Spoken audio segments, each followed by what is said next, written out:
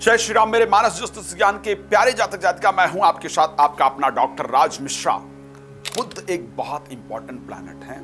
आज उनके उदय और अस्त को लेकर के बात करेंगे। 5 तारीख को बुध वक्री हो जाएंगे, ध्यान रखिएगा। अगस्त में 5 तारीख को बुध वक्री हो जाएंगे और 12 तारीख को बुध अस्त हो जाएंगे। जब 12 तारीख को बुध अस्त होंगे और वो उदय आखिर कब जाकर के होंगे, तो बुध जो उदय होंगे आपके लिए वो होंगे 26 अगस्त को। तो 12 से लेकर के 26 अगस्त के बीच में बुध को अस्त रहना है। अब अगर इस बीच में बुध आपके अस्त रहेंगे तो आपके लिए आखिर क्या रिजल्ट लेकर के आएंगे, 12 राशियों की बात करते हैं। उससे पहले आपको जानकारी दे दूं, यदि आप श्री रामचरितमानस की कथा, भागवत कथा, शिव पुराण की कथा मेरे द्वारा कराना चाहते हैं और आप चाहते हैं कि आपके क्षेत्र में मैं आकर के उसको करूं, तो कृपया आप मेरे साथ संपर्क कर सकते हैं। नंबर आपको दिख रहा है, आप इस नंबर पर प्लीज कॉल करके और मेरे साथ संपर्क कर सकते हैं, उसको करा सकते हैं। आपने देखा है हमेशा भगवान की कृपा से प्रेडिक्शन जो रही है वो करीब करीब सटीक साबित हुई है। चाहे आप इस वर्ल्ड कप को लेकर के देख लीजिए या पिछले वर्ल्ड कप को लेकर के देख लीजिए, ज्यादा समय नहीं लूंगा। किस राशि के लिए बुध का वक्री होना और अस्त होना फायदेमंद होगा, किसके लिए नुकसानदायक होगा, किसके लिए बुध के अस्त होने से क्या रिजल्ट आएगा।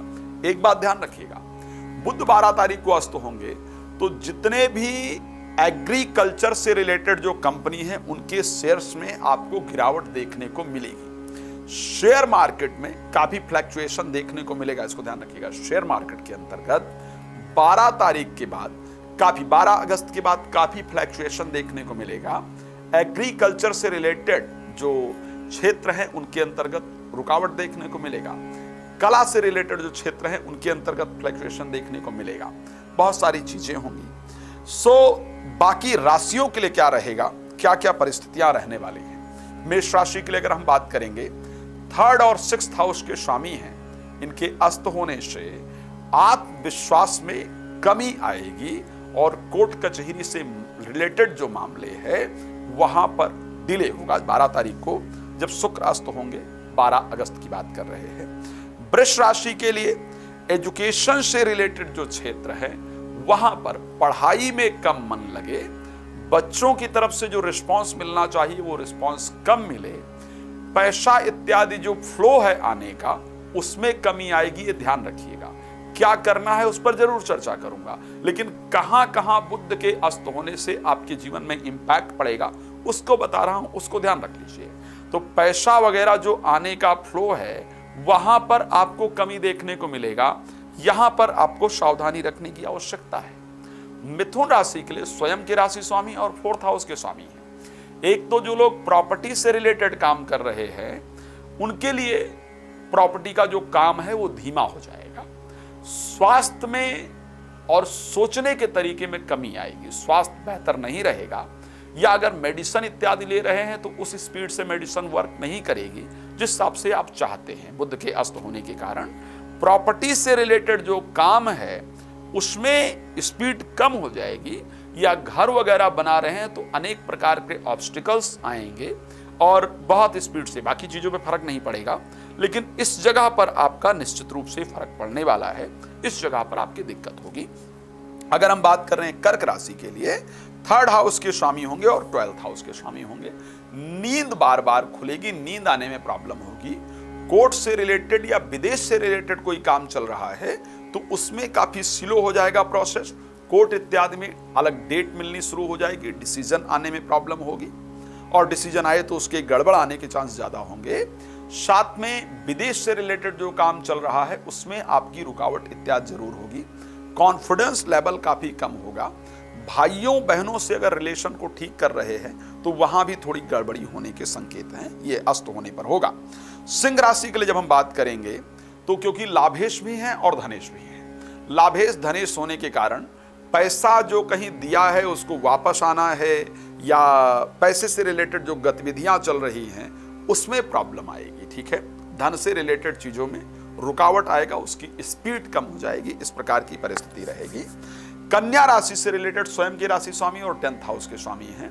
तो एक तो विचारों में मतलब उस स्पीड से ब्रेन काम नहीं करेगा जिस स्पीड से करना चाहिए। प्रश्न नौकरी में परिवर्तन को लेकर के कोई प्रयास कर रहे हैं, प्रमोशन के लिए कोई चीज चल रही है, व्यापार के लिए कोई चीज चल रही है, तो नौकरी और व्यापार से रिलेटेड चीजें बहुत स्लो हो जाएंगी, वो स्पीड नहीं रह जाएगी। जो रिजल्ट आज आना है, जो प्रोसेस आज होना है, उसके लिए 4 दिन का समय और बढ़ जाए, इस प्रकार की परिस्थिति होगी। लंबा समय लगेगा या फिर रिस्पॉन्स अपने पक्ष में नहीं आएगा। इस पर आगे भी चर्चा करेंगे।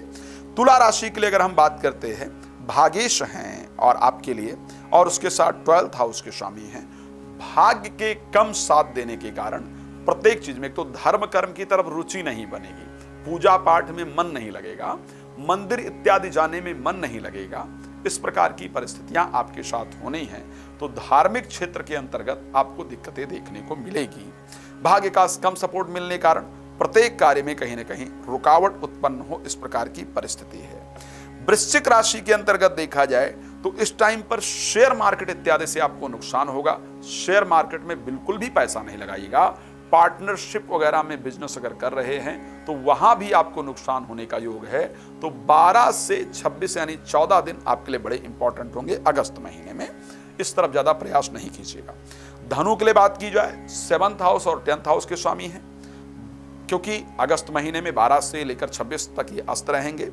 नौकरी के लिए अप्लाई करने पर भी रिजल्ट ना आए, इंटरव्यू इत्यादि दे करके चीजें अटक जाएं, विवाह से रिलेटेड चीजें अटकें, आपसी रिलेशन को बेहतर करने के लिए जो प्रयास कर रहे हैं उसमें प्रॉब्लम आए, वो बहुत अटके, इस प्रकार की परिस्थिति रहेगी। सो आपको यहां पर ध्यान रखना है। उपाय क्या करना है, सभी के लिए कॉमन उपाय बताऊंगा जो आपके लिए फायदेमंद होंगे। सो इनसे रिलेटेड चीजों पर थोड़ा ज्यादा ध्यान रखने की आवश्यकता है। मकर राशि के लिए बात करते हैं। मकर के लिए, क्योंकि भाग्य के स्वामी हैं, 6ठे भाव के स्वामी हैं, अगर आप दवा इत्यादि ले रहे हैं तो दवा उस स्पीड से काम ना करे जिस स्पीड से काम करना चाहिए।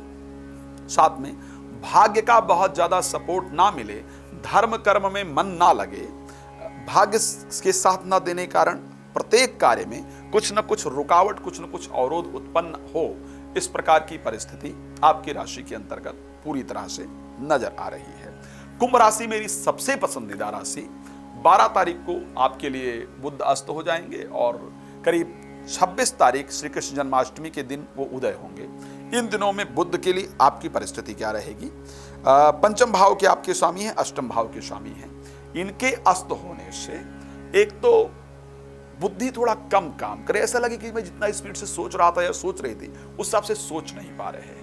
संतान का जो प्रयास था, जो कोशिश बच्चे कर रहे थे, जो अच्छा रिजल्ट लेकर के आ रहे थे, उस प्रकार उनका रिस्पॉन्स नहीं है। उनका बिहेवियर थोड़ा डिफरेंट हो गया है, जिसको लेकर के मन परेशान रहे। विद्या अध्ययन इत्यादि में, पढ़ाई में मन ना लगे, प्रेमी प्रेमिका की तरफ से बहुत पॉजिटिव रिजल्ट ना आए, इस प्रकार की परिस्थिति आपकी राशि में दिख रही है। बात करेंगे सबसे अंतिम राशि मीन के लिए, बुध का अस्त होना क्या रहेगा। 4th हाउस और 7th हाउस के स्वामी हैं। प्रॉपर्टी से रिलेटेड जो काम है वो इस टाइम पर रुकेंगे, बड़ा सावधान रहना होगा, इसको ध्यान रखिएगा। प्रॉपर्टी बंटवारा चाहे हो, चाहे कोई खरीदने बेचने को रिलेटेड हो, चाहे वहां से रिलेटेड काम हो, इस समय उन चीजों में रुकावट उत्पन्न होगा। विवाह तय हो रहा है तो बात आगे नहीं बढ़ेगी, जल्दी रिस्पॉन्स आएगा नहीं। जीवन साथी के साथ रिलेशन बेहतर करने का प्रयास करेंगे तो वहां पर भी परिस्थितियां बड़ी अनुकूल आपके लिए रहें, इस प्रकार की कंडीशन नहीं दिखती है। तो ये परिस्थिति रहेगी। लेकिन आखिर क्या करना चाहिए ऐसी परिस्थिति में कि बुध का जो नेगेटिव इंपैक्ट है चेंज होने का, वो आपके जीवन पर ना पड़े। आपको सबसे पहला जो कार्य करने की आवश्यकता है, प्रतिदिन 11 बार ही गायत्री मंत्र का जप कीजिए, लेकिन कीजिए जरूर, या प्रतिदिन गौ सेवा जरूर करना है, इसको ध्यान रखिए। इस बीच में नॉनवेज कम कीजिए, ग्रीन वेजिटेबल ज्यादा खाने का प्रयास कीजिए, आपके लिए निश्चित रूप से अच्छा रिजल्ट होगा। प्रतिदिन इनमें से कोई भी उपाय कर सकते हैं, सब करने की आवश्यकता नहीं, एक कोई भी कीजिए। एक हरी इलायची प्रतिदिन आप जरूर खा सकते हैं। चलिए इस कार्यक्रम को विराम देते हैं। मैं दोबारा एक बार आपको रिपीट कर दूं, यदि आप मेरे साथ लाइव जुड़ना चाहते हैं, रात को 9 बजे, दोपहर को 12 बजे डेली लाइव आता हूं, आप मेरे साथ कनेक्ट हो सकते हैं। श्रीमद् भागवत कथा, राम कथा, शिव पुराण कथा अगर कराना चाहते हैं मेरे द्वारा, तो आप मेरे साथ बात करके करवा सकते हैं। श्रावण में हर दिन रुद्राभिषेक होगा, उसमें भी आप पार्टिसिपेट कर सकते हैं, या कॉल करके अपने परिवार की डिटेल लिखवा करके करवा सकते हैं। कॉल अपॉइंटमेंट लेकर आप मेरे साथ विस्तार से बात कर सकते हैं। इस कार्यक्रम को विराम देता हूं। आपका जुड़ने के लिए बहुत धन्यवाद। जय श्री राम।